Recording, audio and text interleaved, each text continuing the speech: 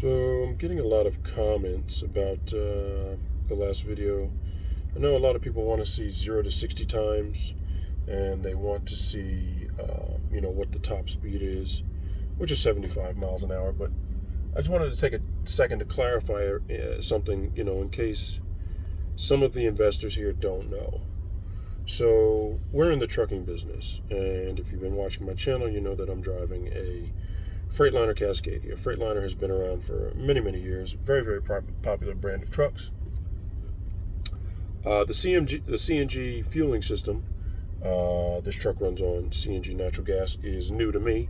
That's been around, probably say, I don't know, I'd say at least 5 years. Some companies have adopted it. I know the United States Postal Service has been running CNG trucks. United Parcel Service, that's UPS, has been running CNG trucks out of their Atlanta terminal for some time now. And then there's the Hyliion system in this truck. So I want to explain something to everyone so that everyone understands. None of that stuff matters. 0 to 60 times, how fast the truck goes. Because trucking is a business, and you're in the business of getting the goods there as fastly as possible, but also for the least amount of cost, the least amount of overhead. The way to be successful in the trucking business is you would get the product from the shipper to the receiver with the least amount of overhead. So the reason I'm telling you guys all of this is because the speed of this truck is 76 miles an hour. That's the top end speed, which is probably pretty standard with most trucks, because the tires in most trucks aren't really rated to go above 80 miles an hour. So when you guys ask, oh, what's the 0 to 60 time? You have to think, this isn't automobile market. This isn't the automobile market. This is the business of moving product. And usually that product can be very, very heavy. So in this truck, which is natural gas, well, let me give you both iterations. So right now we're just talking about the Hybrid EX, because the Hypertruck ERX, according to Hyliion, doesn't actually exist yet because they only have demo units. So it's not an actual product that can be driven on real roads, according to Hyliion, whatever the reason may be. So let's talk Hybrid EX. So there's 2 iterations of this. Well, technically there's 3. There's the first version of it, and then there's the second version of it. Now, I have the second version of it where if you go on their website, you can search online for Hyliion Hybrid Diesel, and then search for Hyliion Hybrid EX, and it'll take you to their website. Both searches will take you to the website, but the Hybrid Diesel page was the original iteration. It had like 5 components. It had like a battery, it had like a brain, and then it had like a cooling unit, the e-axle, and the co-pilot. This version has all of that combined. Like the cooling system has all of that in there. The brain and everything's all in the cooling system. So it has 3 components. It's the battery box, the cooling system, and the e-axle. Now, there's 2 types of applications for the Hybrid EX. One is the diesel hybrid. Now, we have 5 of those here at Detmar Logistics. The diesel hybrid is about reducing consumption of diesel fuel. The electric axle is intended to increase the MPGs, the miles per gallon, of a diesel semi-truck. And, of course, via the APU, reduce idle time because it has an electric APU.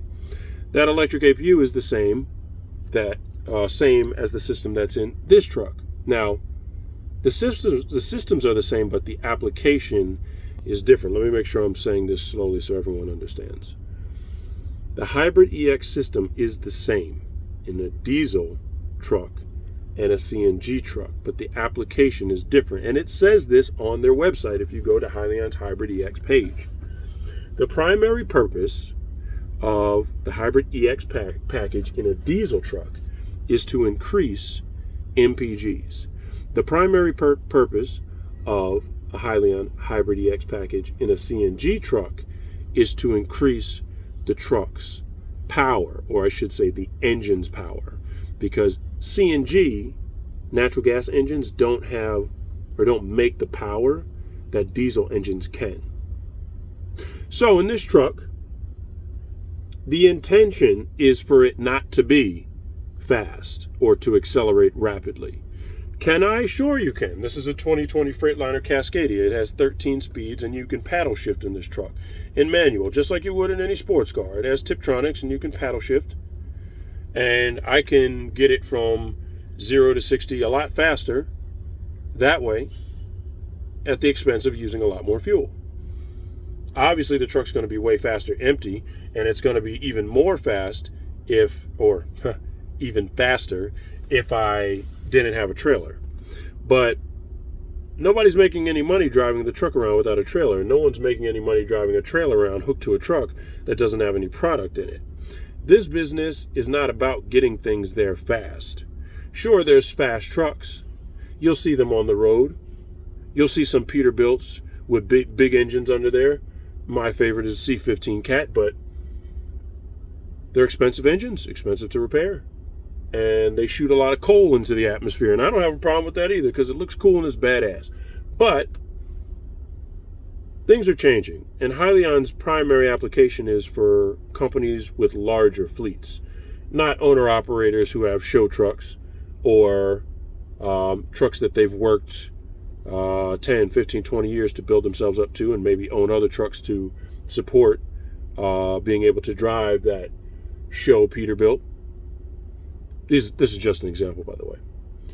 But I wanted to explain that all to you all so that you understand the way you make money in this business is by saving fuel, saving on maintenance, not breaking things, not having accidents, building reliability with your customers, and delivering on time and safely. It's not about speed or looks. I can guarantee you, if you went to the truck stop, the trucks there, probably the 10 oldest and ugliest trucks, are probably in the top 30% of revenue earners. Because it's not about looking pretty. It's about getting the job done and reducing your bottom line while you're doing it.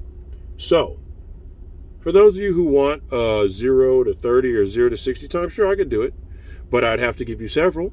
I'd have to give you, for example, 0 to 60. I'd have to give you 0 to 60 bobtail. I'd have to give you 0 to 60 hooked to a trailer, but empty. And then there's also different types of trailers. There's also different types of trucks and different types of engines, because this particular application, the Hyliion Hybrid EX, is manufacturer, I believe the word is agnostic. So the Volvo might have a different engine than the Freightliner, might have a different engine from the Peterbilt, might have a different engine from the Western Star. So it's not really going to be accurate, and I'm telling you, it's not going to matter. You get paid by getting it there on time and safely. And also, because I know there's a lot of videos, and all the EV trucking companies seem to do this, they have these videos about doing burnouts. Now, I think that's cool, and in terms of the Hypertruck ERX, I think there is a point to making that example that you can actually light the tires up on that truck. You can peel out, because the Hypertruck ERX will not have a transmission, which will increase acceleration speeds drastically. Because as a truck driver, pardon me for a second, if you don't know, in trucking, one of the most common transmissions is a 10-speed transmission. And in this transmission, you have a high end range and a low end range. So, in that particular truck, let's say we had a 10-speed, okay? First, second, third, fourth, fifth, sixth, seventh, eighth, ninth, and 10th. Well, first, fourth, sixth, gears 1, 2, 3, 4, 5, and 6 are on the low end range of the transmission. Now this Wait. Yes, I made a mistake right there. Before all the truck drivers roast me in the comments. I know. The low end range is gears 1 through 5, and the upper range is 6 through 10. I know, I made a mistake. It's been a while since I've driven a standard transmission truck. But yes, I did it for about 4 or 5 years before the automatics really kind of took over there. But I just don't want the truck drivers to roast me in the comments, so I had to put this in here. Yes, I understand. 1, 2, 3, 4, and 5 is the low end range. 6, 7, 8, 9, 10 is the upper end range, and most truck drivers know you rarely use 1 or 6. Usually we do 2, 3, 4, or 5, and then you flip the range selector and do 7, 8, 9, and 10. Okay, I made a mistake. Appreciate all you truck drivers out there. I'm one too. It's been a while since I've driven that 10-speed. This is if it was a manual. In an automatic, it's just paddle shift, or you just leave it on automatic and the truck will shift itself. When you want to change from 6th to 7th gear, I'm not going to get into skip shifting for all you truck drivers here who are watching. You actually have to change the range selector. There's a little switch that you have to flip. Like this, you know. The switch you would have to flip. And now you'd be in the higher end of the range. So the reason that I'm telling you this is because getting through the lower end range of the gears takes time. Whether it's automatic, manual, it takes time, especially when you're loaded. Getting from, most truck drivers want to start out in first gear. You'd probably start in second or third.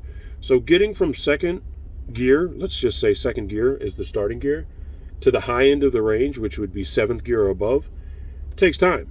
Because there's a lot of gears in there that have torque to get the truck moving when it's fully loaded. So the fact that the Hypertruck ERX doesn't have a transmission is important in terms of accelerating from 0 to like 30. And I think Thomas Healy mentioned that in one of his interviews. And they're right.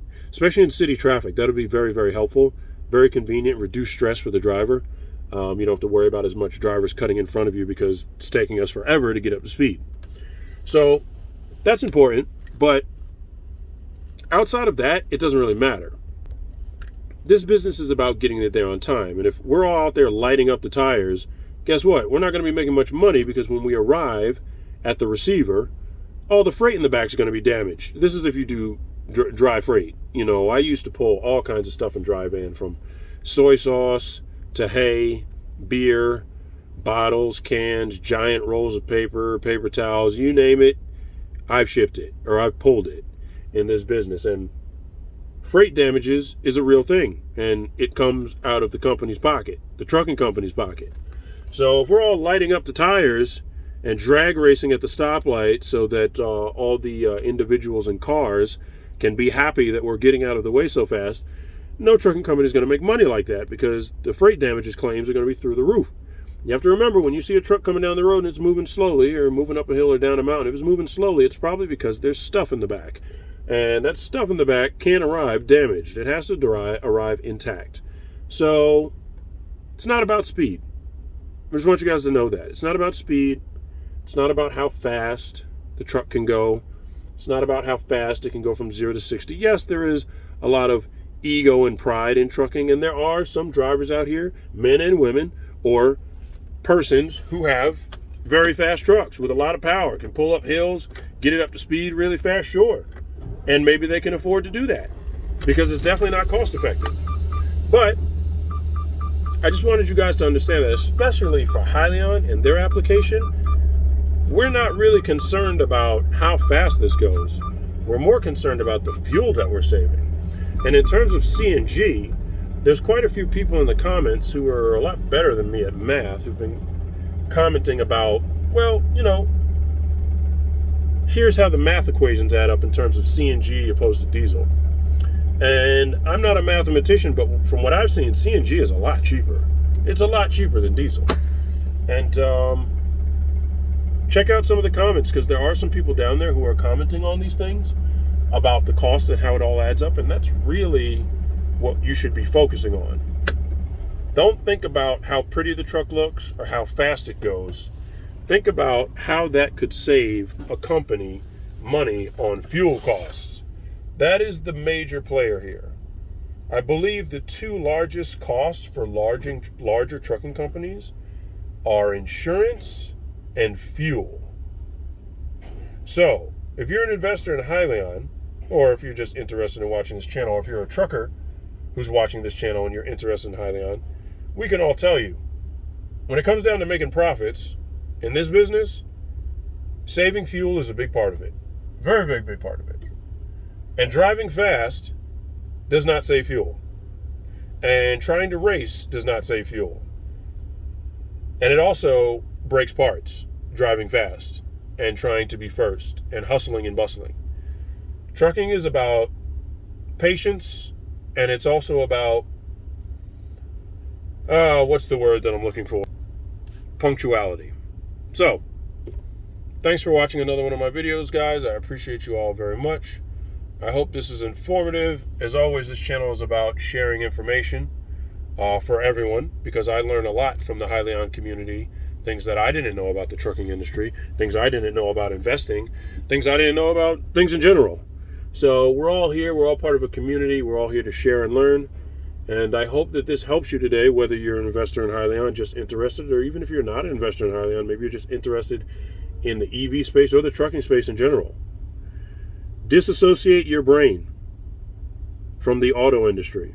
Trucking is not like cars. You can sell a Corvette and it'll do great numbers, or a Dodge Challenger. They'll do great sale numbers, but they're terrible on fuel or getting groceries or pulling a trailer. So they have limited application. But see, in cars, in the automobile industry, you don't buy a car normally to make a profit. In trucking, you almost always buy a truck or lease a truck to make a profit. So keep that in mind. Don't worry about 0 to 60 times. Don't worry about how fast it is. Don't worry about if it can do burnouts. In the real world, when it comes down to, will a trucking company buy these products and continue to buy them? It's about reliability, and it's also about, does this product save me money and increase the revenue on my bottom line? Thanks for watching my channel as always, guys. Drive Mix Game, DMG. Talk to you soon. Don't forget to like, subscribe, and share. I'm going to go run another load. See you guys soon.